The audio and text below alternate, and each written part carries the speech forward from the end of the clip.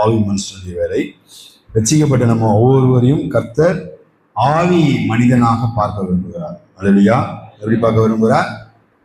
ஆவி மனுஷனாய், ஆவிக்குரியவர்களாய் நம்மை மாற்றி ஆவியின் கிரியைகளை நம்ம மூலமாய் கர்த்தர் என்ன பண்ண விரும்புகிறாரு? பார்க்க விரும்புகிறார். மாம்ச கிரியைகள் ரட்சிக்கப்பட்ட நம்மிடத்திலிருந்து வெளிப்படுகிறதை கர்த்தர் என்ன பண்ணல? விரும்பவில்லை. இல்லையா? அப்படின்னு சொல்லி நம்ம பார்த்து நினைக்காதீங்களா? மறுபடியும் வாசிப்போம்.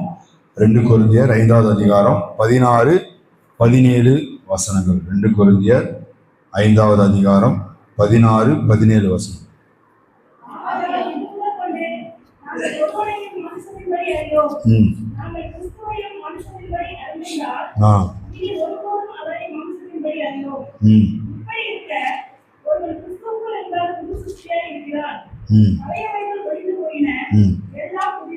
ஆமா, பழையவைகள் ஒளிந்து போயின, எல்லாம் புதிதாயின. அப்படின்னா மாம்சத்தின் கிரியைகள் எல்லாம் ஒளிந்து போயின, ஆவியின் கிரியைகள் வந்துருச்சு.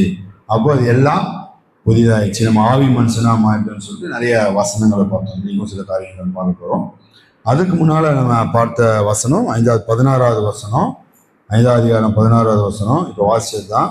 ஆகையால் இது முதற்கொண்டு நாங்கள் ஒருவனையும் மாம்சத்தின்படி அறியோம், நாங்கள் கிறிஸ்துவையும் மாம்சத்தின்படி அறிந்தாலும் இனி ஒருபோதும் அவரை மாம்சத்தின்படி அறியோம். ஏன் மாம்சத்தின்படி அறியோம் அப்படின்னா, கர்த்தர்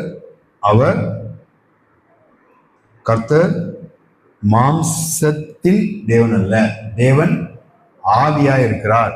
கர்த்தர் மாம்சத்தின்படி தேவன். காலையில கூட நம்ம சபையில பார்த்தோம், மரியாள் கல்லறைக்கு வரா, இயேசு கிறிஸ்து நிற்கிறாரு பின்னால.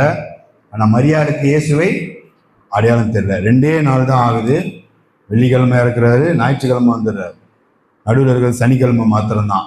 ஞாயிற்றுக்கிழமை பார்க்குற அதிகாலமே பின்னால நிற்கிறாரு, பேசுறாரு, குரலும் தெரியல, உருவமும் மாறிடுச்சு.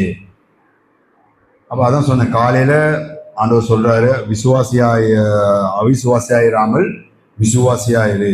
கண்டு விசுவாசிக்கிறதை விட காணாது விசுவாசிக்கிறவர்கள் பாக்கியவான்கள் அப்படின்னு சொல்லி சீசர்கள்ட்ட சொல்றதை பார்க்குறோம். மெயினா தோமா கிட்ட சொல்ற